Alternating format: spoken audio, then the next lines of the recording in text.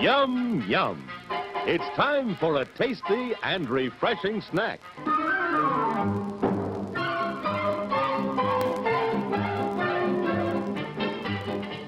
We promise to satisfy your hunger, your thirst, your sweet tooth. So visit our refreshment center now. Let's go! Hi everyone, welcome back to Lunchtime. Today we've got Michael Wilson, one of the leading photographers in the AFL, and you might have seen some of his work, but today we get to know him and his passion behind his work.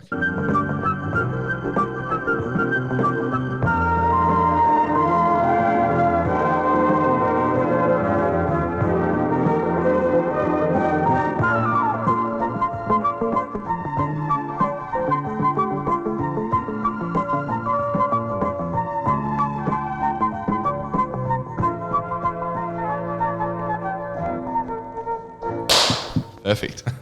There we go. Michael Wilson. We've got it in quotation marks here as well, but this whiz on the left here stands by this, the best sports photographer in Australia. Welcome. Thanks, Max. I don't know about that. I'm too humble. It's very flattering, but I just see myself as a photographer just trying to get by, really. No, far too modest. It was funny, we were talking about it before that there's, you know, with players and things like that, you know their face because they're the ones on the other side of the photo. But all these amazing photos that have been taken, so many of them are by you. Like I'm going like, oh, I've seen that photo before. Yeah, but like until meeting you just before, I wouldn't have known what you look like. Yeah, I guess a lot of photographers are kind of faceless. I don't know how that's, well, obviously we're behind the lens, but unless you're really well known and you've got just so many great pictures out there, it's hard for you to kind of make a name for yourself and have a face, I guess, as a photographer at the top level. But I think probably, you know, having a social media presence helps with identifying the photographers. I get quite a few people in the crowd at the footy now recognising me and saying hello. So I guess, over time as well, I've been in the industry for like 15 years or so. So, you know, that probably helps as well. But definitely not the reason I'm in it. I'd much prefer to be seen behind the camera than in front of it. And that's just the way I like it. Yeah. Well, how many of the photos on your social media are of yourself though? Well, exactly, not many. Not the Instagram and Twitter socials that I have for all my work. Very rarely there's pictures of me on there. Yeah. Facebook's about the only social channel I have where I share my personal stuff, and that's private. Yeah. Oh, fair enough too, because there's actually, I get some shockers from like kids that I went to school with in primary school and things like that from Facebook. Like Facebook's probably one that I've like, you know, as a kid, I was like, the more friends you have on Facebook, like the more popular you are. Yeah. So I was like, I'm going to be friends with everyone. And I've still got them all. So every now and then I've, you know, if I've gone out gone out to Paddy's, the Irish pub in Albury, and then I've got someone coming up to me going like, oh, Max, and every time, because I like recognise their face, I go like, yeah, you know, how are you, that sort of stuff. And then there's nothing more embarrassing than copping the, you don't know who I am. And I was like, no, of course, we went to school together. And they're like, no, that's not it. And I was going, we're friends on Facebook. Yeah, you're right. It's funny how it's changed. Like, you're right. Facebook, when, I don't know, 10 years ago, it used to be how many friends you had. It was like a number. It was like but I think that's changed a little bit now. It's like the less friends you have, it's like the more mysterious you are. Yeah. Like, you know, more selective you are and the cooler you are. Absolutely. Yeah. There's all about the ratio as well. The ratio is on Instagram as well. It's like how many followers you have compared to how many people you follow. Totally. Yeah. Quite an exclusive group. Yeah.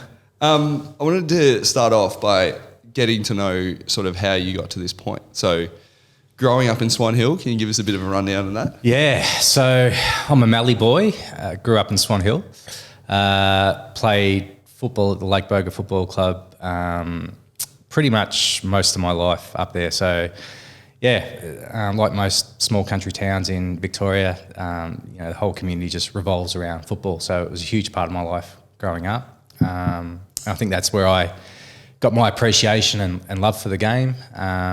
And I love playing it as well, but always just had, you know, real feeling for what the game meant to people and how it could connect people and bring people together. So, grew up in Swan Hill, left when I was 18, went to uni in Bendigo and studied graphic design for 3 years, became a graphic designer for 6 or 7 years after that, and transitioned into photography. That's it in a nutshell, really. That's pretty much it. How did so obviously you said the community is the major part. Did your family, do you have much of a sporting family? Yeah. So my dad was heavily involved at the Lake Boga Football Club in his 20s and 30s. He didn't play much there, but he was always on the committee and helping out, that sort of thing. And my grandfather as well was president of the club up there back in the 50s. Yep. So, yeah, there's a bit of a family connection there and a bit of a history. As far as actually playing, there's not that many footballers on my side of the family. I don't know where I sort of got it from. I was never a great player. I was probably a good country footballer, but that was about it. But, yeah, I don't know where the love of playing the game actually came from. So, I don't know, you just sort of grew up with it. You watched the VFL as it was back in those days on the TV and start dreaming about, how good would it be to be a VFL player. And, I guess you just love playing in the hope that might one day happen. For me, it didn't happen. I was never that good. The next best thing for me was photographing the game. Yep. Put a few steps in place to make that happen, 15, 16 years ago now. Yeah, what were those steps? It's a little bit of a long story, but effectively I sort of, like I said, I was working as a designer for 7 or 8 years and always had photography as a hobby in the background, I guess. I did some training in photography at uni. It was one of our core subjects in the design degree, but I'd never really focused on it properly and concentrated on it solely. So pretty much made a snap decision really to just buy a whole heap of photo gear. Got a telephoto lens and just started shooting sports and football. And football was what I really was passionate about shooting. So, I just went to local matches, shot a few VFL games, AFL training sessions, that kind of stuff that you don't need accreditation for, just to build up a folio and, learn the skills. And, I guess kind of along the way you meet other photographers and you get feedback, you learn different techniques, that kind of stuff. Doors slowly start to open. You get one opportunity and you capitalise on it, and if you do a good job with that opportunity, then another one might open up, and it's just about gaining momentum and capitalising on those chances. And fortunately for me, I kind of, it was about 2004 or 5 when I shot an Essendon intra-club practice match once, and back in 2005 sent the images into the club, and they posted them on their website back then, and they got back to me the following week saying, these are fantastic, can you come next weekend? And I met the media manager at the time, Simon Matthews, and he offered me their photographer's pass for the year, which was a huge opening for me to shoot the elite level. Yep. And it was just a great networking opportunity. So I jumped at that and, shot the 2005 season with the Bombers just as their club photographer. And that was probably my big break. I got to meet other photographers that shot AFL and really kind of found my niche in the industry, I guess. And from there, I freelanced with Getty Images. And then 2007, Slattery Media had the AFL Photos contract, and I freelanced with them.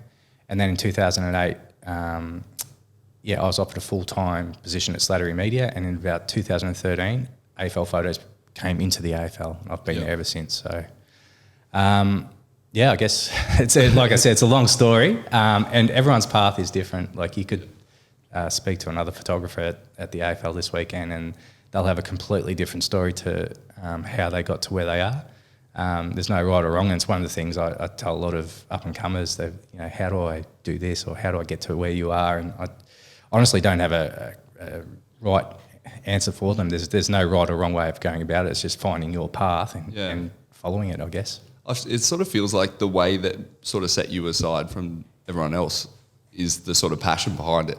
And so I've done very, very amateur photos in the past, and you sort of go if I'm taking a photo of this landscape, why isn't it looking the same as these ones that are obviously so amazing and things like that? So do you find that when you're watching the game, are you looking at it from a fan's perspective, or are you looking at I need to watch this part of the game to get the right photo?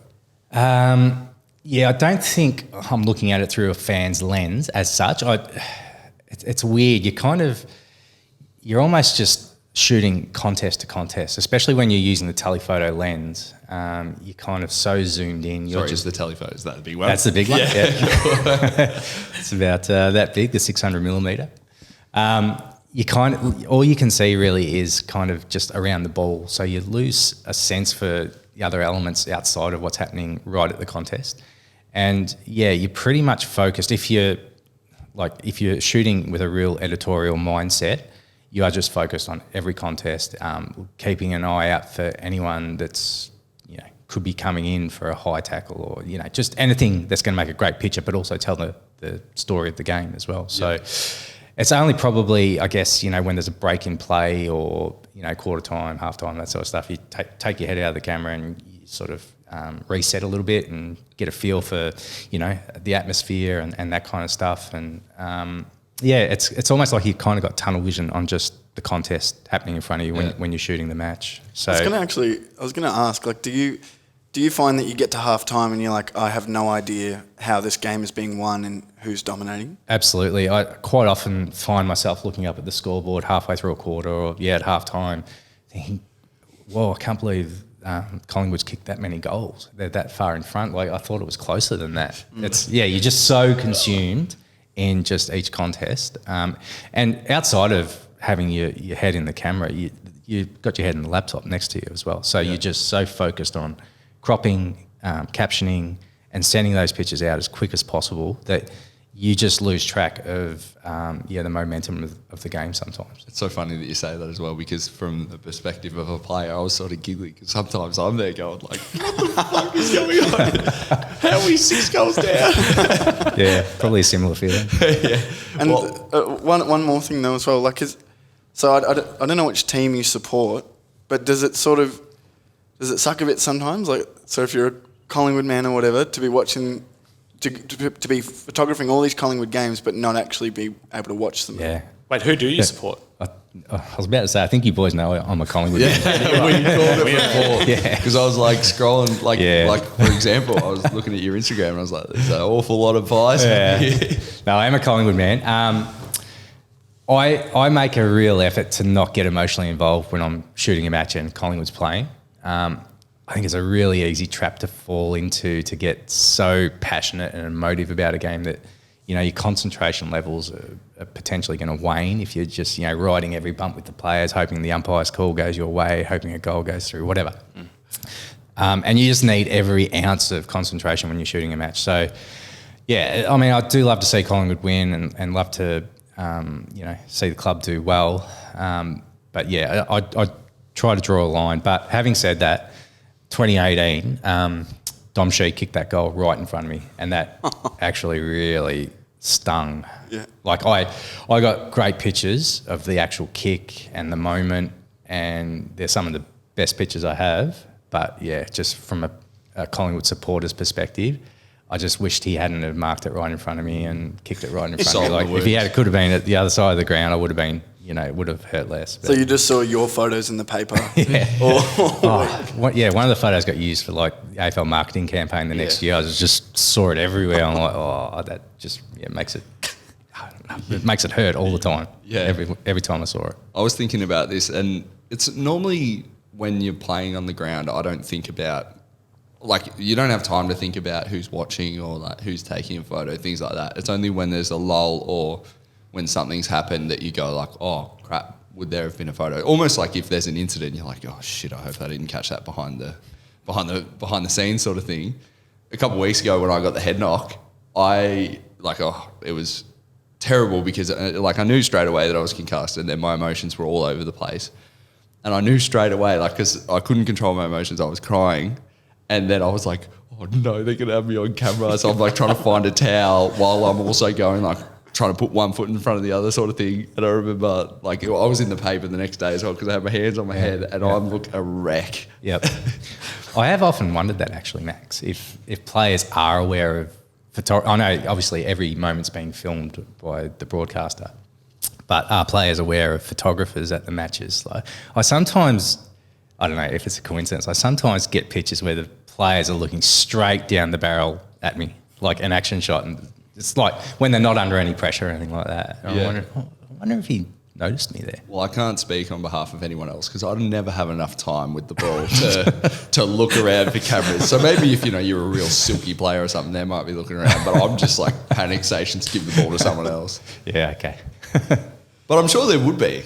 Yeah, There'd have to be, right? There'd have to be. Played enough games. Yeah, like Tom Mitchell, these guys that never get caught. Yeah. Scott Pendlebury, like, I don't know. Sometimes I just wonder if they're aware of, the photographers that are there that are capturing them, or I don't know. It was just a random thought that I have sometimes. It's different. It's obviously this isn't a game scenario, but we shoot content at Collingwood, and there's certain players that are always aware of where the camera is. Yeah.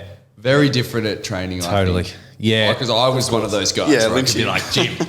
Training, there's no question. They know you're there. There's no doubt about it. Match day, I think it's a different scenario because, the mental state is so much more elevated. It's pretty crazy that I think that you look at some players and it's almost like their physical appearance changes when they go from off-field to on-field.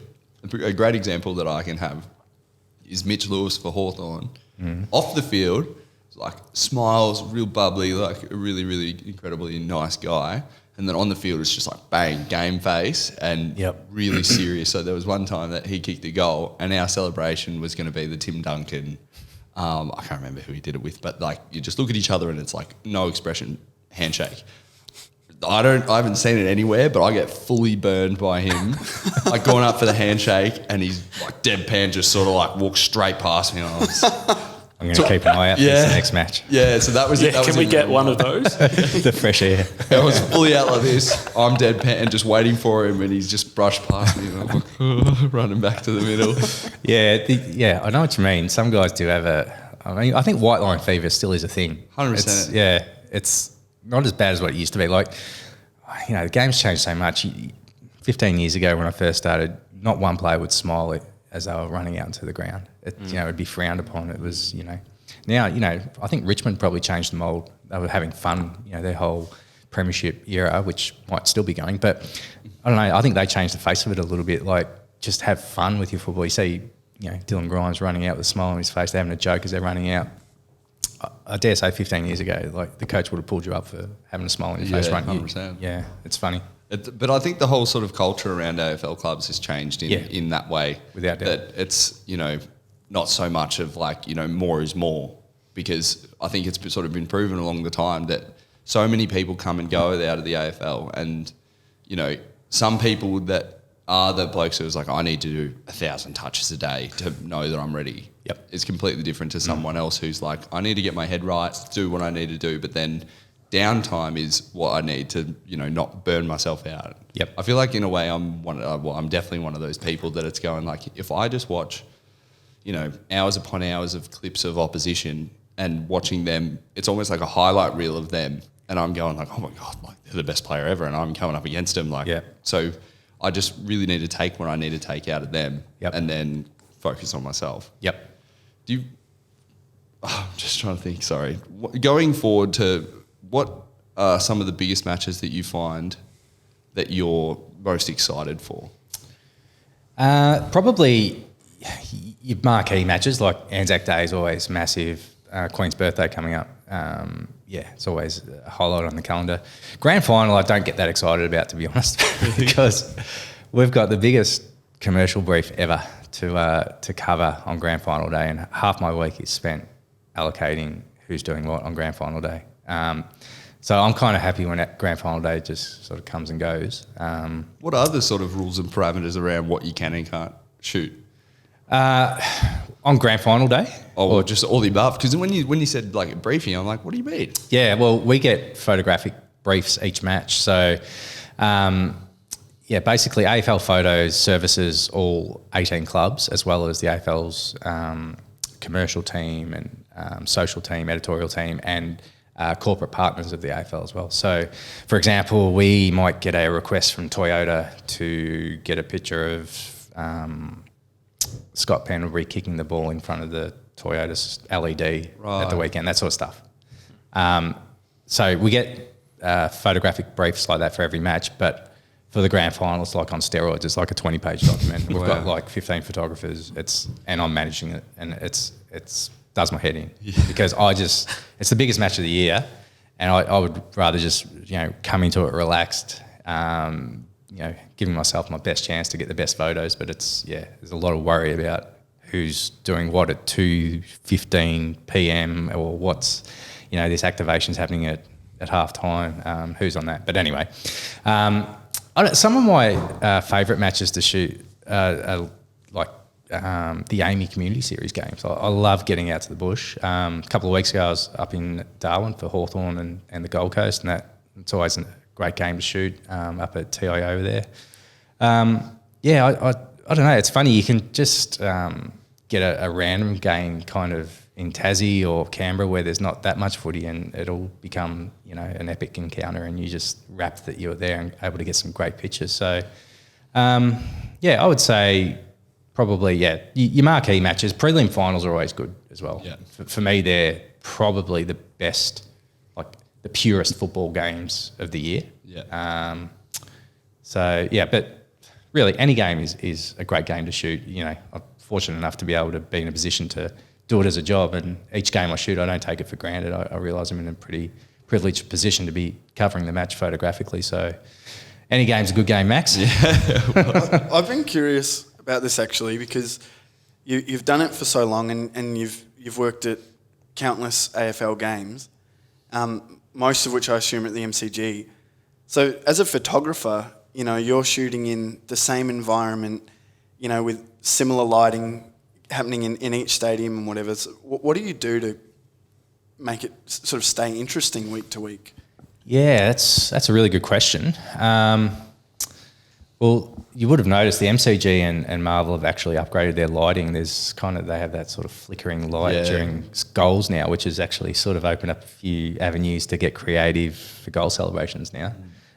Can be also annoying because if the shutter fires when it's in darkness, or there's a black frame. But I don't know. Sometimes you have to take yourself out of getting creative around the game and just focus on the game and getting creative in the game and capturing what's happening in front of you. So, like the Collingwood Hawks game at the weekend, the rain, gave me an opportunity to get creative with, capturing players up close, the facial expressions, the rain coming in, that kind of stuff. So it's an adaptive kind of mindset you have to have. Like you say, a day match at the MCG, it's the same thing, it's a sunny day. It's hard to get too creative with it. There's only a certain amount of options you can have, but I guess just trying to find that creativity within the game and as it unfolds is sort of what keeps me going, really. Mm-hmm. Yeah. And that's where you've listed like places like Canberra, Tassie, Darwin. It's just a new place to shoot, right? Yeah, you get really a good new point. environment. Yeah, that's it. It's anywhere that's off the beaten track a little bit that doesn't get much footy played at it is always, it's to me, I see it as a bit of a blank canvas. You can sort of, take a look pre-game for some different vantage points. And, I shot one game in Wagga once. They had this massive sort of chimney stack from an old factory in the background. I was like, oh, God, I've got to shoot in this pocket so I get that in the background. And, it's that's why, it's funny. I referenced those Amy games as sometimes some of the best games to shoot from a creative perspective because of the surroundings. Yeah. Yeah. So you mentioned going to Darwin, Tassie, Wagga, all these places. How many games roughly would you do throughout a weekend? Throughout a weekend, generally 3. Yeah. In a regular season, if there's a Friday, Saturday, Sunday, I'd shoot a Friday night match in Melbourne, a Saturday, or a Saturday night and a Sunday. But as you would have seen, the fixture is just it's all over the place. There's a Thursday night match this weekend, a Friday night match, no football in Melbourne on a Saturday, which is weird. A match in Melbourne on Sunday, and then the Queen's birthday match on Monday. So that's 4 games. But if there was a Melbourne game on Saturday, I'd be shooting that. So 5, between 3 and 5 games per weekend. So are you like solely based? So sorry, you go once every while, but do you have to travel regularly? I don't travel as much as what I used to. It's funny, most of my travel is actually in the pre-season with the team photos. So, And that's a nightmare of a day for everyone involved, I reckon. Yeah, it's a long day. I like to get to each club if I can for team photos. I think it's really good for continuing to develop relationships with players and media staff at interstate clubs, which we don't get that opportunity to do during the season. So, I like to get interstate if I can for the team photos and all the big matches, all the finals. If they're interstate, I'll be there. But it's funny, during the home and away season, don't do that much travelling unless it's somewhere where we don't have an established photographer like Darwin or Tassie, Canberra. Yeah. How do you find that travel goes over such a long time? How do you find that, if you're sort of fronting up to do that travel, how do you handle it? Yeah, I don't mind the travel. I mean, they're usually whirlwind trips, to be honest. Tassie, usually we do in a day. Travel there in the morning, come back that night. Darwin, usually Darwin you try and make a trip out of. So this time I took my wife and son. We tacked a few days onto the end of it, which was really nice. I don't mind the travel. The trips to Perth are always you probably know as a player that throws your body clock out, that 3 hour difference, whatever it is. They're always painful, the trips to Perth, but I don't mind the travel. It's good for the velocity points. Been platinum now for a few years, which is always handy. Yeah, bang. Well, hopefully bang. soon you can cash them in to get going somewhere. Yeah. Been away from it for that bloody long. I know. Tell me about it. So what's it like having kids then? Because it sounds like your Friday to Sunday is well and truly taken up. How does that work with wife and kids? My wife's very understanding most of the time. No, she's stellar in the way she goes about it. It's tough on her at times. The last couple of years have been tough. I was away for 8 weeks in 2020 During the hub. During the hub, I went up to the hub, and my son had only just been born. He was 8 weeks old when I left. Wow. So that was really hard. She did a great job without me, but it was hard all around. It was, I had a job to do, and I did it, I guess, but it was tough. And then, last year in Perth, was away for 5 weeks, same thing. She stayed behind with the little fella, and it is tough on her. And I think, she does her best to keep things together for us, and she does a great job at it. But it is a real juggle at times to, be a good dad and a good husband and a good photographer. It's it is a juggling act, and I probably underestimated it before I was a dad, how much time it would take to bring the little one up. And it's going well, but it's a real juggling act. Throughout all that time, did you ever consider pursuing other forms of photography? Not really. So in 2020, I actually got stood down once COVID hit. So it was March 2020, 80% of the AFL got stood down. And I actually, that was probably, I think it was a couple of months maybe we were stood down. That gave me an opportunity to explore other areas of photography. And I actually did a bit of a photo essay on Melbourne's very first lockdown, when the streets were empty and you could still sort of go out if you had to. Not that photography was a reason, but I did it anyway. I didn't get caught. But I remember I just went around for a couple of days and documented the bare streets. Before, it's such a common scene now, the imagery of it. But when it first happened, it was shocking. Did a photo essay and published it on my channels, and made some prints available on my website. And that was kind of urban photography that I'd never really gotten into before. It was just that kind of street photography, street grunge kind of thing. And I actually really enjoyed it. It was great working on those pictures, and I still look back on them now, and it takes you back to a pretty, dark sort of place when that first lockdown happened. No one knew what the hell was going to happen, and It's kind of funny that it's almost a taboo topic in a way, because so many people were so affected by it, but it's also a shared experience that everyone has their own individual story about it. So when you were talking about that being stood down at 80%, I think as a player, it was obviously hard for the AFL group, but it was so less hard for us than it was for so many other people. Yeah. So just to be able to sit back and actually consider the sacrifices, that it's not just players going away and living away from home. You had an 8-week-old son that you had to go, and we were banded together as a team, and it's we're all going through this together. Did you have many people with you in that time? Well, I didn't have, so it was just myself that went up, but I had all my AFL colleagues around me, like, close colleagues that are friends as well, that, we all lent on each other for support. And yeah, I guess just the usual things were, checking in with my wife and my family and that kind of stuff, and just making sure that they were okay and they were checking that I was okay.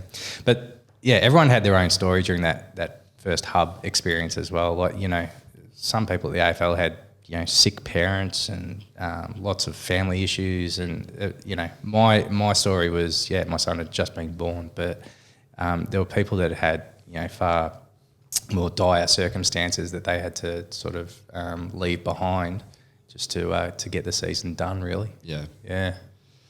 And you sort of mentioned before about how, pursuing different avenues of taking photos of the empty streets. We've also got that you've covered the Commonwealth Games in 2018. Yes. How was that transitioning from trying to follow AFL, what's going on, it's a passion of yours, to following sports that you may never have watched before? Yeah, it was a real eye-opener, but such a great experience and such a great developmental thing for my photography. It was, I was kind of offered the opportunity. I jumped at it because I thought it would just be a great experience, and it was. But yeah, I had to really think on my feet with some of the events, like, how do you make lawn bowls look interesting photography-wise? Gymnastics, swimming, diving, all these brilliant sports. And they were only a couple of days they'd be on for, so you had only certain opportunities to get your best pictures of them, and there'd be a bit of pressure to try and nail it while you could.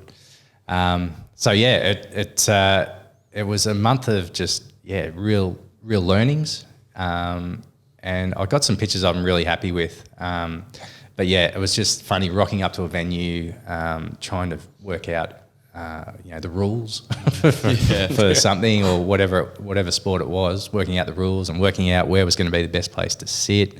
There was just a whole lot of learning, which I think held me in good stead and developed my photography even further. How do you get the opportunity to do that? Is it like an application process, or do they pluck you out of? Yeah, I was approached by the Australian team media manager at the time, who I knew pretty well. He used to work at the AFL and at the Sydney Swans.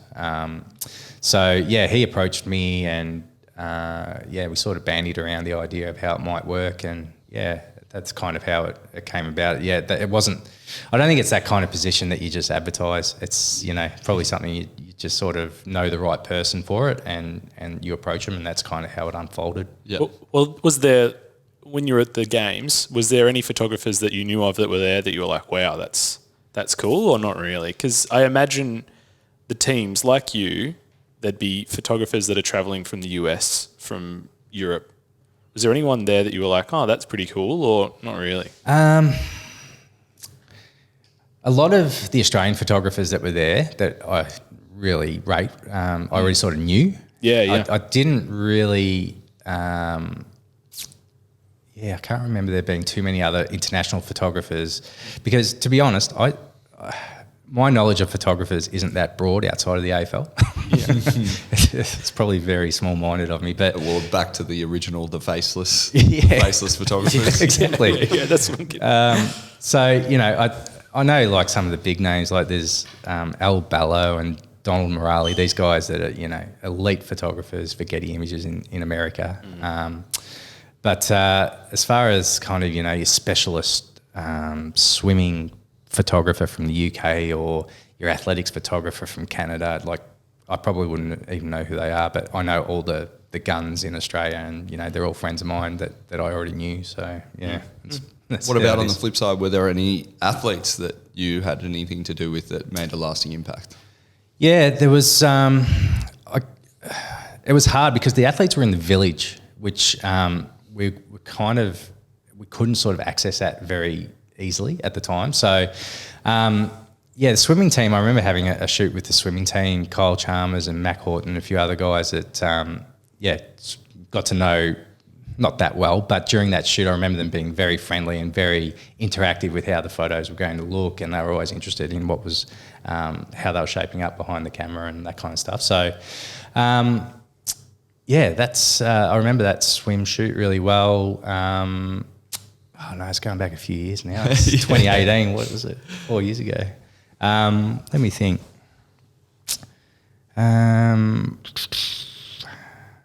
Yeah, that's probably about it.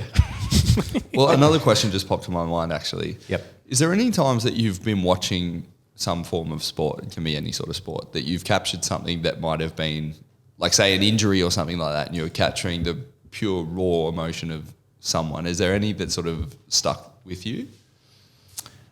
Yeah. I don't know why this has just come into my head, but Britt Benici did her knee earlier this year, right in front of me. I've got this really tight photo of her face just grimacing in pain. I don't know why that stuck with me, that image. It's quite shocking. Just the grimace and the despair and pain on her face is just so pronounced. That sticks with me for some reason. And do you have like a I guess you have like a duty of care. Maybe I'm thinking sort of the wrong words, but have there been photos that you've taken where you've made a decision yourself, like this isn't going anywhere?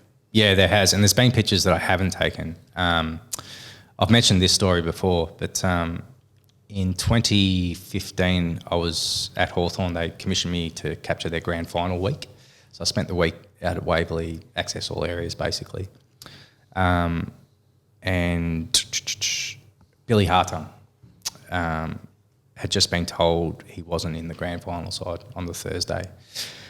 And I remember walking past a part of the locker room and saw him at his locker in tears. And I thought, oh, Jesus, that would make such a powerful photo. Really, like, it was so striking. And I was tempted, and then I thought, I just don't think it's appropriate. I think it's, if he sees me, he's going to get even more upset. I could well have get booted out of the place if I upset him, and so there are instances where you kind of think, is it worth it? And that was one instance where I thought it wasn't even worth taking the photo. You have to be careful, and you've got to remember that these guys are humans as well. They've got families. I'm always trying to portray them in a positive light, but I'm also mindful that I've got to photographically document the news stories of the game as well, which on the field aren't always pretty. So it's quite incredible to sort of put yourself in both shoes, where it's like the person who's just a pure viewer going like, wow, Billy Hartung, AFL player, like such raw emotion, and you're going like, wow, that's amazing. But then you're thinking, oh my God, him as that person's going to see that and go like, oh, everyone's now seen this. Well, how's my family going to think? Like, things like that. Yeah. I often wonder about that, where it seems, well, there's probably, I don't know if there is or isn't, but there's like, for the example of, the video cameras in the locker rooms that sometimes pick up things. That obviously just have, I don't know what the right word for it is, but it's like collision of like a sort of values or morals in a way of, like, say the Paddy McCann one a couple of weeks ago about how he was really upset after another concussion, and just going like, is that appropriate? Is that not? So you obviously mentioned those sort of things. Yeah.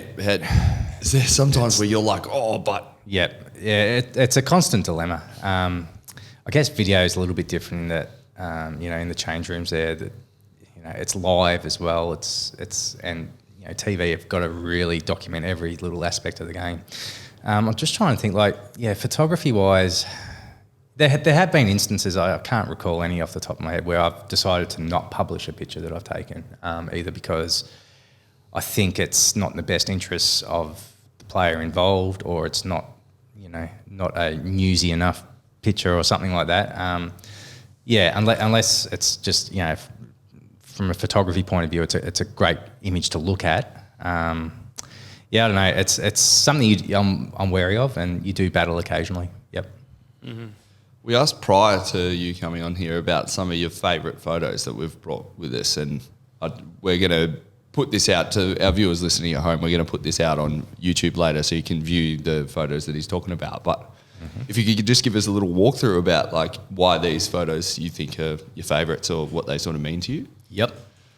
So up on the big screen. Oh, it is on the big screen. Yeah, This is gonna be really easy we then. don't need you to recall it off the top of your head. So the first one we've got up here is Bailey Smith. Dazzlinka, yeah. So this was taken round 1 last year. It's just a very unique action shot. We get a lot of flying hand passes in AFL, but you don't get them front onto you very often. So when I saw this one, just the elevation, the gap between him and Vandermeer there, the desperation on Johnny Noble's face there, and the tackle from Howie, but it's all capped off with the mullet. Yeah. Like the mullet is The pinnacle. finishing touch on that picture. And I think it's just a really unique, dynamic action shot, and one that sits really highly in my folio. It's just I don't know. It sort of just works. You know, it just works in the frame. It's got a lot going for it. So yeah, really like that one. And it helps that it's Baz as well. Yeah, well, that's exactly what I was saying. So just because we've mentioned Bailey Smith on this, surely we get more listeners. But There's an algorithm. It's there. it has to be. If you look up Bailey Smith on TikTok, he's bloody everywhere. He doesn't even have an account. It's just fans. Yeah. But do you find often when taking these photos as well, because are they unedited or do you have to do much to them? This one, so editorially, if you're shooting a match editorially, you can't change too much, or you can't change anything physically in the photo. All you can do is crop it. Yep. You can crop it in, you can straighten up the horizon, and you can slightly colour correct. Yep. Or adjust the brightness and contrast a little bit if it needs it. But yeah, so this isn't too far off the full frame. I think the full frame might be a horizontal, and I've just cropped it into a vertical. So yeah, there's definitely no photoshopping or anything like that. Just wondered, like, oh, geez, how much better would that look without Howie there? Might just get rid of it. On to number 2. Next one. So this is obviously very, very recent. I think this is an incredible photo. Yeah, it's. I put it in there because it is recent, and I love the father-son rule. And I'm not putting any pressure on Jax here, but So for context as well, this is Scott Pendlebury. Scott and Jax's Pendlebury son. and Jax.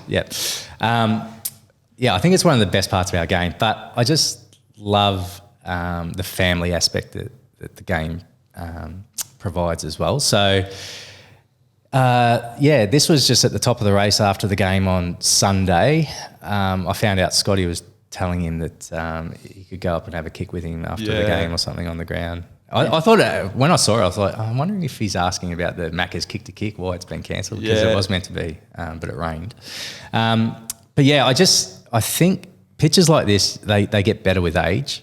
They, if Jax does go on to become a Collingwood player, pictures like this are priceless. You see young photos of, Nick Dacos or other debutantes this year, and they're fantastic memories to have, and they're just great pictures to look back on, especially if if Jax here gets involved with the club as a player, the club and Scott and Jax can look back on pictures like this with really warm memories. I think it's sort of for me as well, because obviously seeing Scott repost this and saying, he in the little quotation mark saying, like Jack said, like, oh Dad, after you sing the song, can you come back out here and we'll have a kick on the field? And I'm just going, like, it really humanises athletes. Yeah, totally. Thinking about, like, I would have done the exact same thing. I remember pestering, at a very local level, pestering the shit out of my mum when she was playing local tennis, because I'm going, like, after you finish, can you please have a hit sort of thing. She's like, I've been sitting out here all day playing games, like,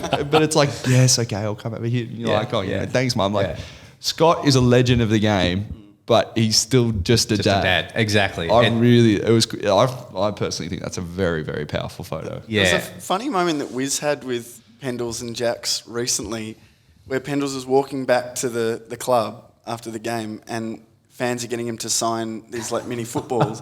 And then Jack says, what did he say? Like, Dad, how come I don't have a signed football or something like that? Yeah. And then Pendles goes, what do you mean? He goes, you put your name on it. And he goes, what? And what am I going to write? And he goes, just write Scott. And he's like, okay, I can write Scott, but it'll be our football then because this says Jack's. And he goes, that's okay, we kick it together. I'm like, oh man, my goodness, that's adorable. Oh yeah, it is. But yeah, I think you're right, Max. It humanises these players. We see him as superheroes, but at the end of the day, Scotty is an elite player, but he's also a great dad. Yeah, I think that as well. Like, so for the example of myself, or when you first come into the AFL, you're a 17, 18-year-old kid, and you're expected to be an adult straight away. So then there's sometimes, like, obviously there's some that are worse than others, but like when blokes just mess up, and I'm going like, you're still a baby. And I like, as for example, in my first year, I went and played basketball with my mate, and it was just on a random day off. But I was playing with him, and then mucking around. We were in a school. The school just locked its doors without telling us. It was like people could come and go and play on this basketball court, but they locked the fence that we came in. So we had to then jump the fence. On the way out, I wasn't wearing shoes, just classic country boy, like got up on the fence, and then it had all these like sort of weird features on top of the fence. So when I got up, I sort of slotted my feet in between it, and then I jumped through and got caught in the top of the fence and ripped both my ankles through, and it tore up my ankles, and like pretty much like as soon as I hit the ground, sprained both my ankles, and they both blew up and went black and gross. And I had to call the physio. I had a function that night, like go meet one of the the high rollers that pay, and the first years all have to go, and I couldn't walk. I was so sore. I called one of the physios and told him all about it. And then anyway, these blokes were grilling me the next day, going like, "You got pissed on the weekend, didn't you? And you like." You went and jumped the fence at a pub. It wasn't a basketball. It was really just getting after me, and I'm going like, no, I'm serious. But it's like you're just forced to be an adult straight away. Yeah, so I just totally. think with Didn't Stevie Johnson do that as well? Didn't he jump off a his was a pub though. But it's so funny that they just don't. They did not believe me, but I'm going, no, I tell you, that's it. But And definitely not superheroes, because like Superman or Spider-Man wouldn't have sprained their ankles. oh, honestly, could have jumped the fence, no issue. But yeah, that's funny. on to number 3, we've got Buddy. Bang. The big Budwa. The 1,000th goal. Yeah. that's an incredible photo, Michael. Yeah. That's Thank you. Yeah. So It's funny looking at it. how far away were you from it? I was probably 10 metres, I would say. So you were right in the thick of it though. I was there, yeah. This I think will become one of my favourite photos. It's an amazing moment, really. And I'd like to think the picture does it justice. It was mayhem. So to paint the backstory of it, I guess, I was following Buddy around wherever he was going, whatever match he was playing at. The Swans played the Giants at ANZ Stadium, or whatever it's called now. I forget what it's called now. No idea. I don't know. Something. He didn't kick it that first week. So it was at the SCG the next weekend. I was nervous, shitting myself the whole time before this 1,000th goal was kicked because of all the unknowns surrounding it. So obviously, you want to get the best picture possible of it, but you had no idea where it was going to happen on the ground, what side of the ground it was going to happen. It could have been a little Dorothy Dix hand pass over into the goal square. There's no picture in that. There was so many unknowns, and it was doing my head in. I was getting actually quite anxious and nervous about it. Because pictures like this and moments like this, you want to capture them for the historical aspect of the game as well. But pictures like this got a commercial aspect to it for the AFL as well. So you obviously don't want to stuff it up. So I was quite nervous coming into this moment. So it was early in the fourth quarter, I think. He kicked his third late in the third quarter, and I was at the opposite end of the ground. So I ended up, it was like the 25-minute mark of the third quarter, and I sprinted up to the other side of the ground, and I remember I was sweating and just had lenses and cameras hanging off me. I was like, this is terrible. Like, I'm not in a great space here to put my best foot forward if he does kick it. Fortunately, he didn't kick it in the third quarter, so I could go back to my post where I had set up for the fourth quarter. And And yeah, it was a couple of minutes in. He marked it kind of pretty close to me, probably 10 or 15 metres away from me in my pocket. So I was in the ideal position. So all of a sudden, kind of all my anxiety left me because I was in control of this situation now. There's still some variables in that, the umpire could have run in front of me or there could have been a trainer. And as it turned out, the crowd were like already on the ground sitting next to me basically before he'd even kicked it. Yeah, I remember watching on telly and they're all like crouched down on the side. Yeah, crazy. So anyway, as far as Sorry, so do you have a shot of the kick? Yeah, I do. Yep. I've got a shot of the kick. I've got the whole sequence. I've got the mark and everything. Yeah. I just, whatever Buddy did that night, I've got a frame of it. Great. So can you run us through those? So you're bursting through as he kicks, and did you hold for the celebration and then run? Well, what happened was he started lining up for the kick. I got the kick, the sequence of the kick.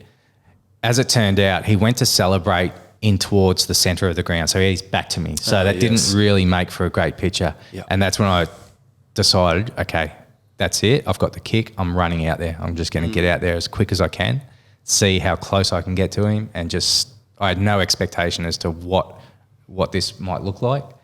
But yeah, as it turned out, I think I can't remember if I left one of my cameras behind or whatever, but I had a wide angle lens ready to go. I actually had it on a monopod. I was going to lift it up and sort of get a bird's eye kind of view of it, but there was just so many people out there, I couldn't even lift it up. So I ended up having the wide angle lens on the camera with the monopod underneath, but I was just hand holding it. This is actually, these blokes down the front have looked after you incredibly by falling over. Yeah. And giving you open up the gap. Shot of it's funny how things happen. And it's all fallen into place. I probably knocked them over, to be honest. Barreling out of that. So what happened was I ran out as quick as I could, got to within 10 or 15 metres and just hit a brick wall of people. Like, seriously, could not move. And then all I could feel behind me was just a stampede of other people. And for a few seconds, I was actually a bit concerned.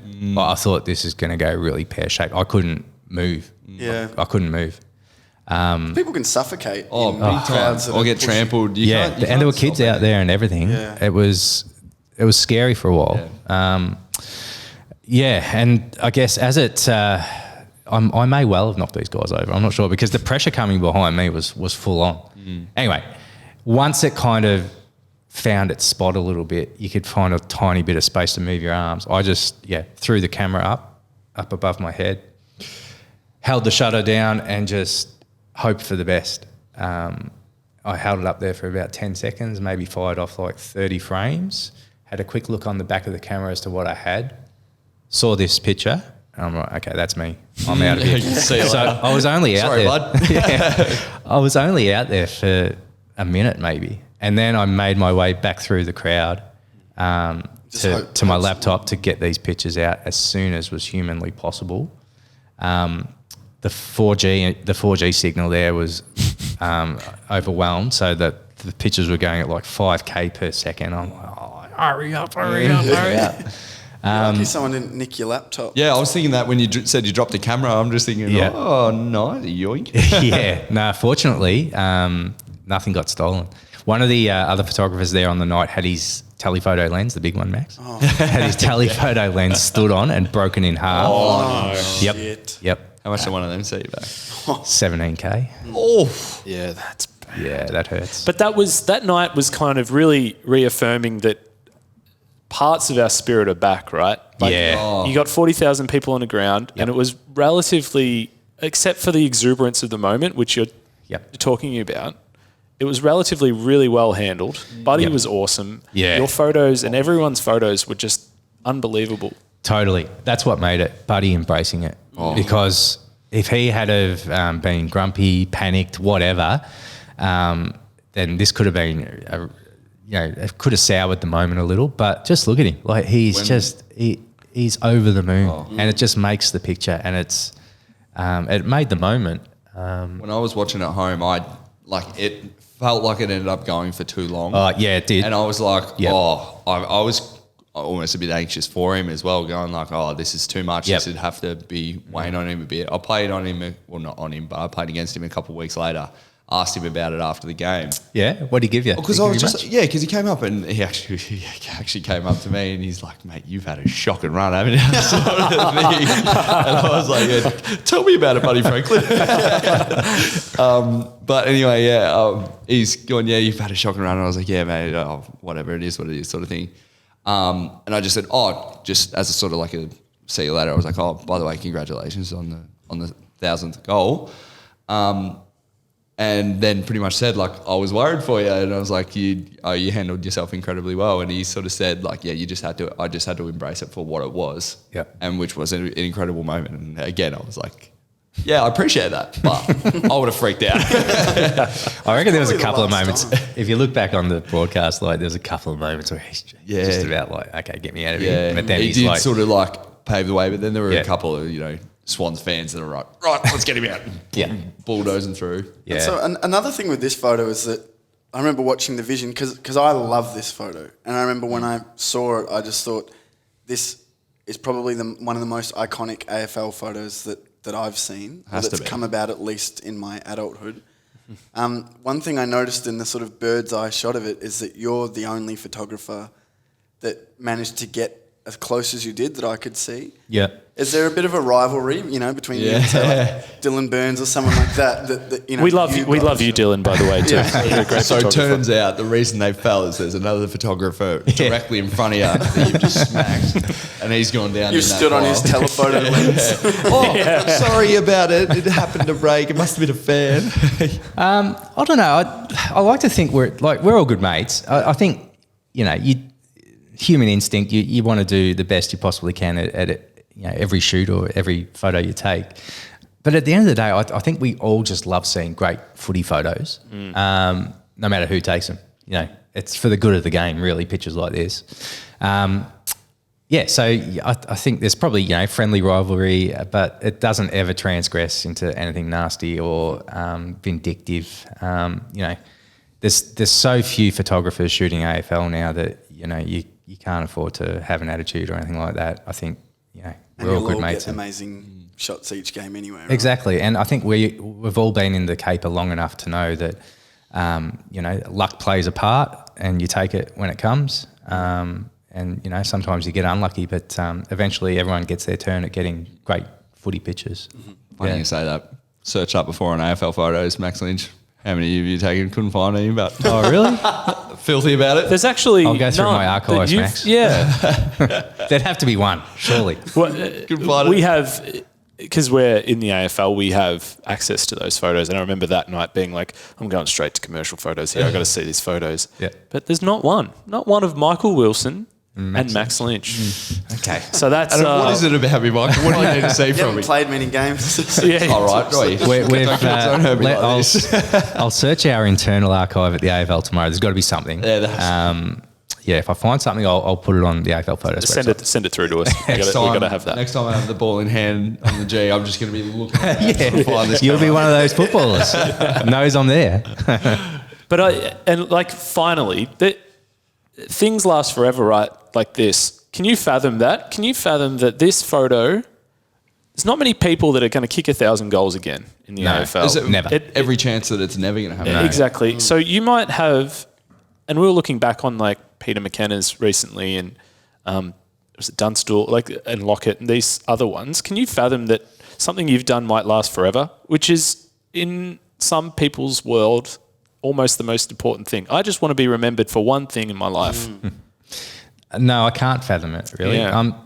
To me, I still sometimes pinch myself that I actually took this photo. It seems like only yesterday I was, running around on the Lake Boga football ground as a young guy just trying to get a kick, falling in love with the game. I can't believe, I've kind of landed where I have and that I'm in a privileged position to be able to take pictures like this. So, no, to answer your question, it is hard to fathom. And, I think, this probably will stand the test of time as a memorable photo. I think iconic, I have an issue using that as a photographer because, I don't know, it just makes me a bit uncomfortable. But,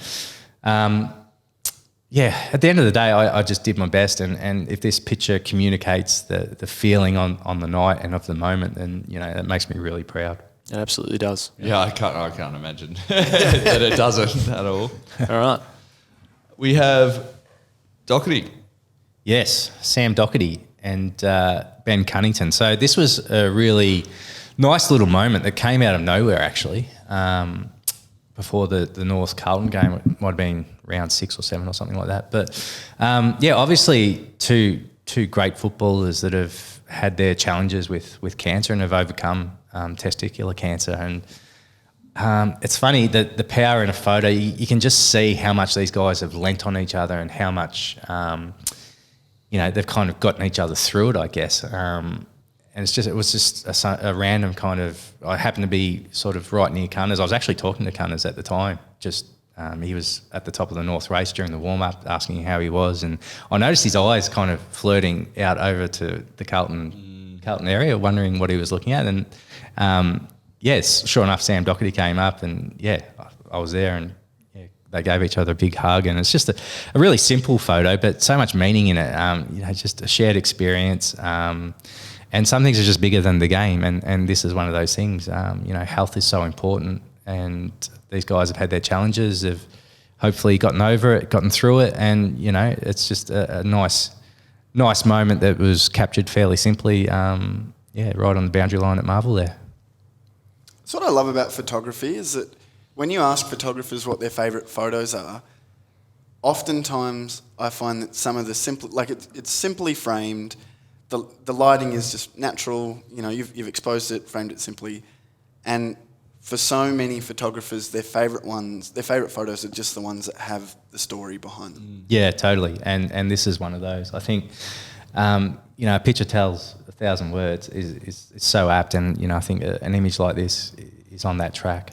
Yeah. It's funny, you do find that so often, and it's almost like when these photos have sort of popped up, you do see yourself as the photographer sort of light up a bit and go you can sort of place yourself exactly where you are there and like what that moment meant at that time. Yeah. And sort of how it still sort of resonates with you now. It's very, very cool. And like I said, I was a terrible photographer. So all the ones that I was looking at, I was like, I had fun while I was there. The photo means nothing. But this is what I mean though as well. It's like you don't have to be a professional photographer. You can have photos on your phone that mean so much to you, and that can be your favourite photo, and it might look like shit to anyone else.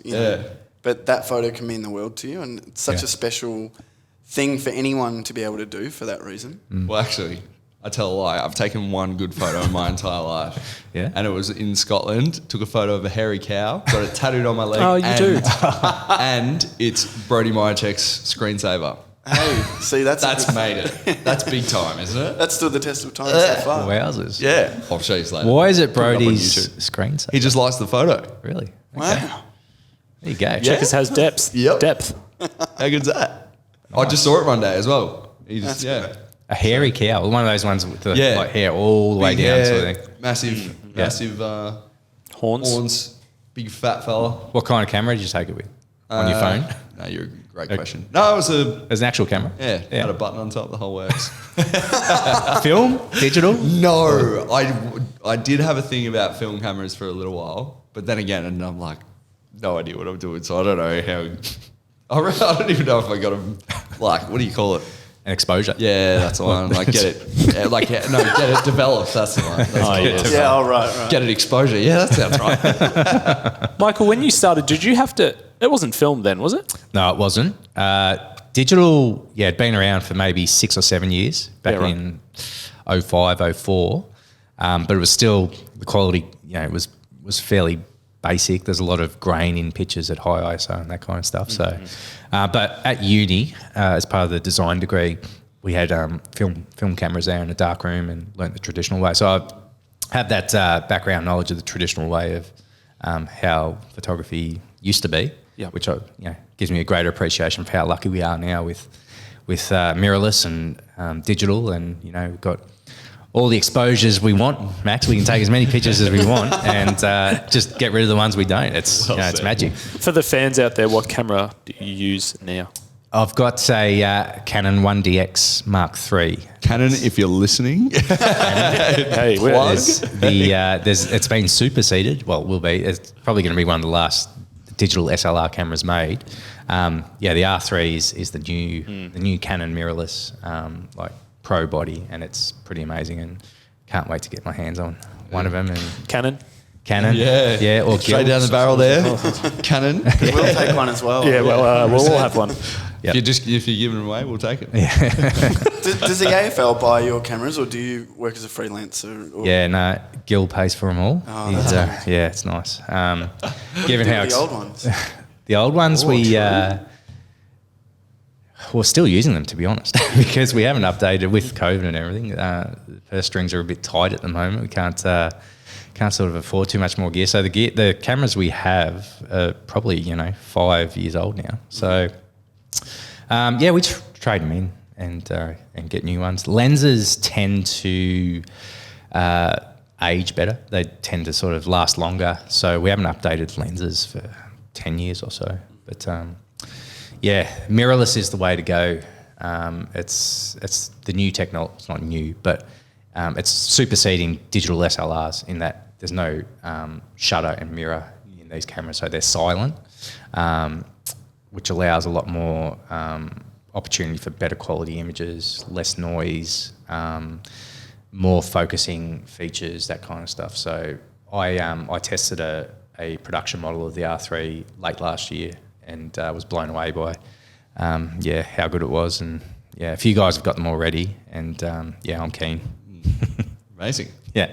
And finally, we have... bit of a random one for me to throw in there. Poor Tommy Langdon. He's probably not going to be wrapped So with it. this is Charlie Curnow taking a screamer on Absolute Tommy Langdon. hanger. This for me is like a classic footy photo. Yep. It's you've got, you always want to be able to see the face of the main subject, which you can hear clearly with Charlie. But I was saying earlier to Wiz that the reason I love this photo is it has a connection to Alex Jeslenko's mark in the 1970 grand final over Jerker Jenkins. So it was, it was at the MCG. It's Collingwood Carlton, obviously. Roughly the same area of the MCG, very similar mark to Jez's. It was, I don't know, it sort of came out of nowhere. Charlie just got this beautiful ride. It was over really quickly. But I just love the fact that it harks back to the history of the game. I love the history of the game. Love the MCG, the history it has there. The fact that it got referred back to a grand final in the 70s, made me kind of really goosebumpy in a way. Just the fact that it has a connection to the past. All that aside, I think it was a brilliant mark, and managed to get a really nice frame of it where you can see Charlie's face really clearly. And poor old Langer's down the bottom there. He's airborne. Top looking at the ground. It looks like he's getting absolutely dominated. It does. It looks like he's been hit by a ton of bricks. And, that's... Getting taken a hanger on is not fun. No. It's not fun at all. I can imagine. You're literally, because you're right, it's over fast, Yep. but then you look back at them going like, oh, geez, I hope they dropped it. And then when they're holding it and everyone's going, oh, you're like, And it's just the kind of stuff that your teammates give you shit for. It's the thing 100%. that sticks in their memory, especially if it's a classic like this one. Yeah. You just never live it down. no. I want to get the Jeslenko mark for you because it's pretty epic. Yeah. Just trying to use my computer because I'm just a dummy. And this thing doesn't work so well.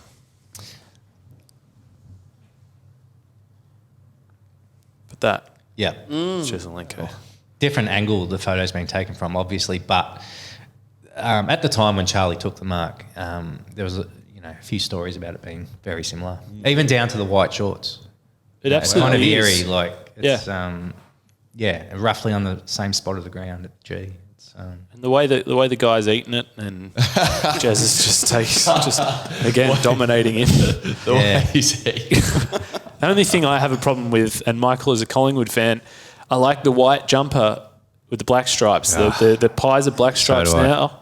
or whatever they are. I don't even know what the bloody colour scene is anymore. When we brought in black with white stripes, I think it was early 2000s, that felt like a new generation after being shit in the 90s. Yeah. But it's time to go back now. I think it's time. And like the away jumper, I think, has the white back, doesn't it? But it's got that ugly pinstripe.